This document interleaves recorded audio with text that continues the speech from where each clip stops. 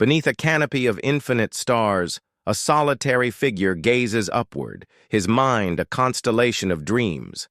Albert Einstein, not merely a physicist, but a poet of the cosmos, saw beyond equations to the eternal. What becomes of a genius's soul when the body fades? In the stillness of night, he envisioned the soul as a wave of light, rippling through the quantum sea of existence. Death, he whispered, is no end, only a shift, a doorway to realms where science and spirit entwine. Step into the universe of Einstein's vision, where the soul dances forever in the light of eternity. Beneath a canopy of infinite stars, where the night hums with the secrets of creation, a solitary figure gazes upward, his mind a constellation of dreams. He is Albert Einstein, not merely a physicist who unraveled the cosmos, but a poet whose heart pulsed with the rhythm of eternity. What becomes of a genius soul when the body fades? In the stillness of those starlit nights, Einstein pondered not just the laws of gravity, but the destiny of the soul, a question that transcended equations, reaching into the heart of existence. To Einstein, the universe was not a cold machine, but a living symphony, where every particle, every thought, every life was a note in an endless melody. Death, he whispered, was no final curtain, but a shift in state, a moment when the soul, like a wave of light, slips free from its earthly vessel to ripple through the quantum sea of the cosmos. In rare moments, shared only in letters or quiet conversations, he spoke of a vision where science and spirit entwined, where the soul was not bound by flesh, but eternal, a spark of the divine dancing through dimensions unseen. Imagine a realm where time bends, where the boundaries of self dissolve and the soul becomes one with the universe's pulse. This is the afterlife as Einstein envisioned it. Not a distant heaven, but a cosmic tapestry, woven from the energies of love, curiosity, and truth. Yet this journey is not without its mysteries, for the soul must navigate realms of chaos and harmony, each a reflection of the life it led. Tonight, we step into the universe of Einstein's mind, where the soul's odyssey unfolds across the stars. Join us as we trace the path of an immortal wave, guided by a visionary who saw beyond the veil of mortality to the light of eternity. When the heart falls silent and the body returns to dust, what becomes of the soul? Einstein, whose equations illuminated the secrets of light, saw the soul as a wave of energy, eternal and indestructible, bound by the same laws that govern the stars. Death, he believed, was not an end, but a transformation, a moment when the soul, freed from the constraints of matter, merges with the quantum field of the universe. Like a photon escaping a dying star, it surges forward, radiant and unbound, into a realm where space and time are mere echoes. In this instant of liberation, the soul feels a cosmic release, as if the weight of earthly struggles, fear, desire, regret, dissolves into the vastness of existence. Yet this freedom is not the journey's end. Einstein spoke of a threshold realm, a liminal space where the soul awakens to its new reality. Here, memories of life shimmer like constellations, vivid and unbroken, the laughter of a child, the sting of a betrayal, the quiet awe of a starry night. This is not a place of judgment, but a mirror of consciousness, where the soul perceives its own vibrations, the energies it carried through life now shaping the path ahead. For some, this transition is bewildering.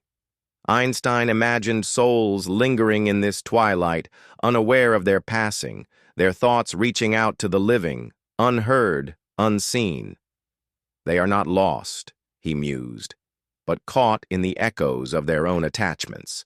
These souls, tethered by unresolved desires or pain, dwell in a state of cosmic slumber until a spark of realization ignites.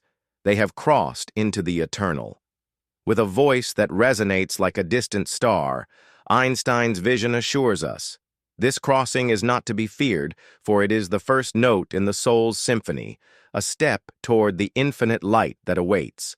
In the boundless expanse of the afterlife, the soul encounters its first trial, not a tribunal of divine wrath, but a quantum mirror of truth, where its essence is laid bare. Einstein, whose mind bridged the tangible and the infinite, described this as a moment of self-reckoning, where the soul perceives not just its actions, but the ripples they sent through the universe. This is no mere reflection, but a living tapestry, where every choice, every emotion, every moment of compassion or cruelty vibrates in the cosmic field. Picture standing before this mirror, where a kind word glows like a supernova, and a wound inflicted pulses like a dying star. The soul sees itself, Einstein wrote, not to be punished, but to understand its place in the cosmic whole.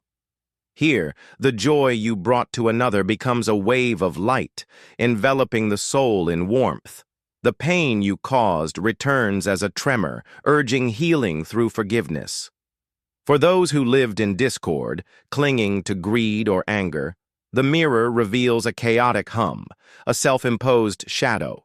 Yet even here, there is no eternal condemnation, only the call to harmonize. Einstein, who saw the universe as a unity, believed this mirror was the soul's first step toward alignment with the cosmic order. Energy cannot be destroyed, he said, only transformed. For souls radiant with love, the mirror is a gateway to higher realms, a prelude to harmony. For others, it is a pause, a chance to shed dissonance.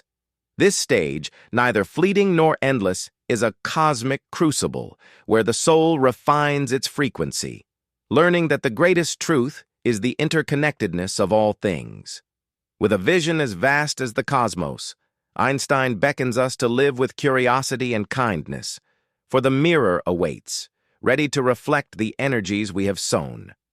Beyond the quantum mirror, the soul embarks on a journey through realms of chaos and harmony, each a manifestation of its inner vibrations. Einstein, whose theories dissolved the boundaries of time and space, envisioned these not as physical landscapes, but as quantum states, resonating with the energies the soul carried in life. The soul, now a radiant wave, navigates these realms not by force, but by the gravity of its own essence, drawn to the frequencies it has cultivated. The first realm, Einstein called the veil of chaos, a turbulent field where souls linger who were bound to earthly desires, wealth, power, or unresolved conflict. This is not a hell of fire, but a cosmic dissonance where the soul dwells among the static of its attachments. Time here is fluid, and some may linger for eons, trapped in the turbulence of their own making, until they release their burdens through surrender or insight. This is not punishment, Einstein mused, but a realignment, a chance for the soul to find its true frequency. For those whose lives pulsed with love and curiosity, the journey leads to the realms of harmony, radiant fields where compassion and truth become the very fabric of existence. Einstein spoke of a cosmic symphony, where souls who sought knowledge or uplifted others resonate in perfect accord, their energies entwined with the universe's pulse. Beyond this lies the field of light, a realm where the soul begins to merge with the infinite, its individuality preserved yet unified with the whole. Each realm is a step toward the eternal, a refining of the soul's wave. With a voice that echoes across the stars, Einstein urges us, live in harmony, for the realms you shape in life will be the cosmos you inhabit in death. At the heart of the soul's odyssey lies a profound moment, the choice of cosmic return.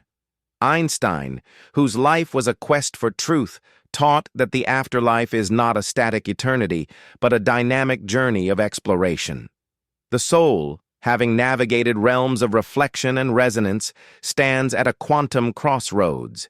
To ascend further into the infinite light, or to return to the earthly plane, clothed anew in matter, to continue its voyage of discovery. This choice, Einstein believed, is not a decree, but an act of cosmic freedom, rooted in the soul's desire to grow, to heal, or to illuminate. The universe is a cycle of becoming, he wrote, and the soul may choose to dance again in the rhythm of life. Some souls, vibrant with compassion, return as beacons, scientists, poets, or quiet dreamers whose lives spark new waves of understanding. Others, still bearing the echoes of unresolved dissonance, return to harmonize what was discordant, to love where love was absent. Each new life is a cosmic experiment, a chance to refine the soul's frequency in the laboratory of existence. Einstein envisioned this moment in a field of possibilities, where the soul, guided by radiant presences, perhaps mentors or kindred spirits, reviews its journey.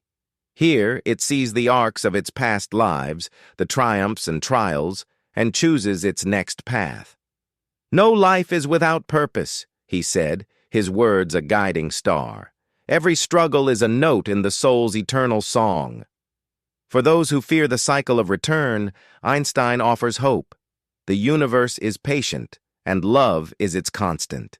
This choice, born of curiosity and compassion, is a testament to the soul's infinite potential, a whisper of the cosmos's trust in our capacity to evolve. As the soul navigates the vastness of the afterlife, it is never alone. Einstein, whose discoveries were sparked by intuition, spoke of cosmic guides, not ethereal beings with halos, but souls who have journeyed before, their energies radiant with wisdom and love. These guides, often those we knew in life, a teacher, a friend, or even a stranger whose insight shifted our path, appear in the moment of transition, their presence a pulse of light in the quantum sea. "You do not drift in darkness," Einstein assured, his voice a beacon across the cosmos. "You are met, you are guided."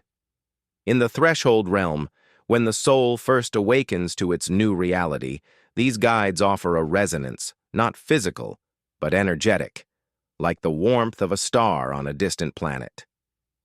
They lead the soul through the quantum mirror, whispering courage as it faces its truth. In the realms of chaos and harmony, they vibrate alongside, offering silent strength as the soul chooses its course. Einstein recounted moments of intuition when he felt the presence of scientists like Newton or Galileo, their energies a spark that illuminated his path.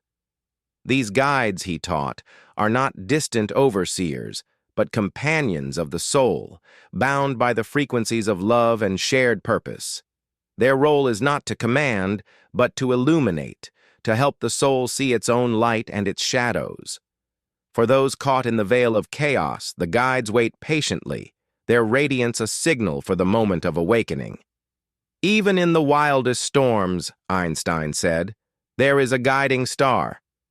This truth, luminous as a galaxy, reveals that the afterlife is a communion, a symphony of souls united in the eternal dance of the cosmos. As the soul voyages through realms of chaos or hums in the fields of harmony, it encounters a profound revelation, a cosmic tapestry of resonance woven from the vibrations of its earthly life. Albert Einstein, whose equations danced with the pulse of the universe, envisioned this as the weighing of the soul's frequency, not by a celestial judge, but by the soul's own awareness. In this radiant moment, the soul does not merely recall its deeds, it resonates with them, feeling the echoes of every thought, every act, as they ripple through the quantum sea of existence. Imagine a single kind gesture, now a luminous wave that envelops the soul in warmth, or a moment of cruelty, now a dissonant pulse that calls for harmony.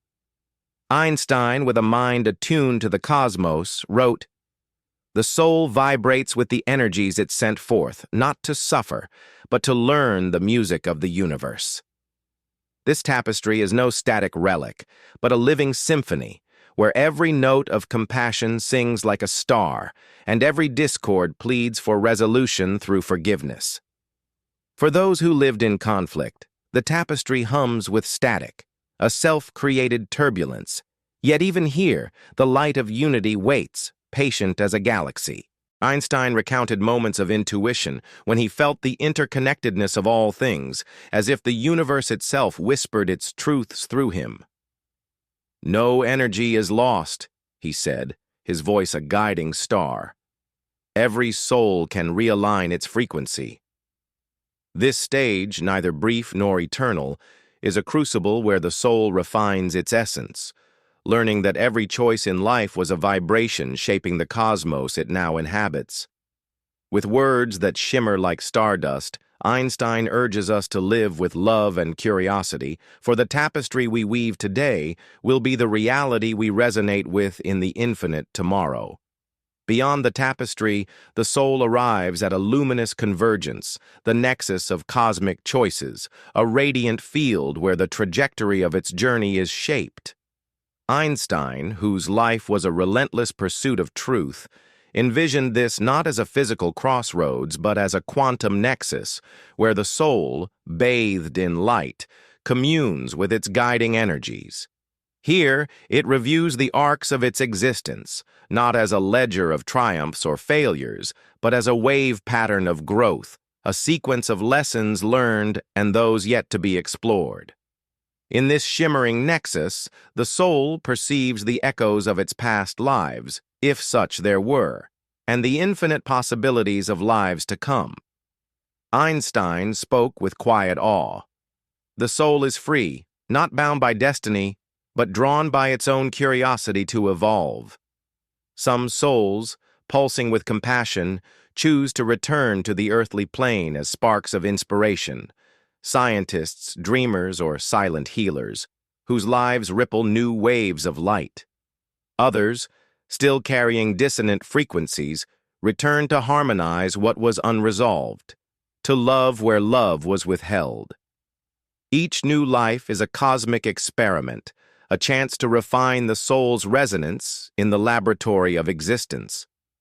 Einstein imagined this moment as a dance of energies, where the soul, guided by familiar presences, perhaps a mentor's wisdom or a friend's laughter, sees the purpose behind every trial. "No moment is wasted," he said, his words a celestial beacon. "Every struggle is a step toward unity." The nexus of choices is not a place of haste. Some souls linger, basking in the light, while others, eager to explore, choose swiftly. This choice, born of love and curiosity, is a testament to the soul's eternal freedom, a whisper of the universe's trust in our capacity to become. With a vision as boundless as the cosmos, Einstein calls us to live with purpose. For the choices we make now echo in the nexus where our soul will one day stand.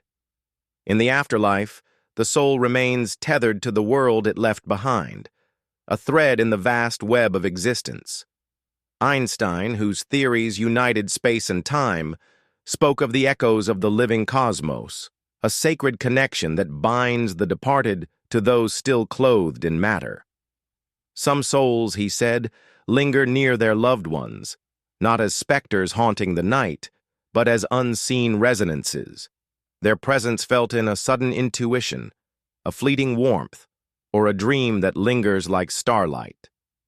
These are the souls who have not fully crossed, held back by love, regret, or unspoken truths. Einstein shared reflections from his own life, moments when he sensed the presence of departed colleagues, their ideas sparking his own like a cosmic relay. "These are not illusions," he wrote, his voice steady as a pulsar. "They are the soul's attempt to resonate, to heal, to complete what was left undone." For some, this lingering is a weight, a refusal to embrace the truth of their transition.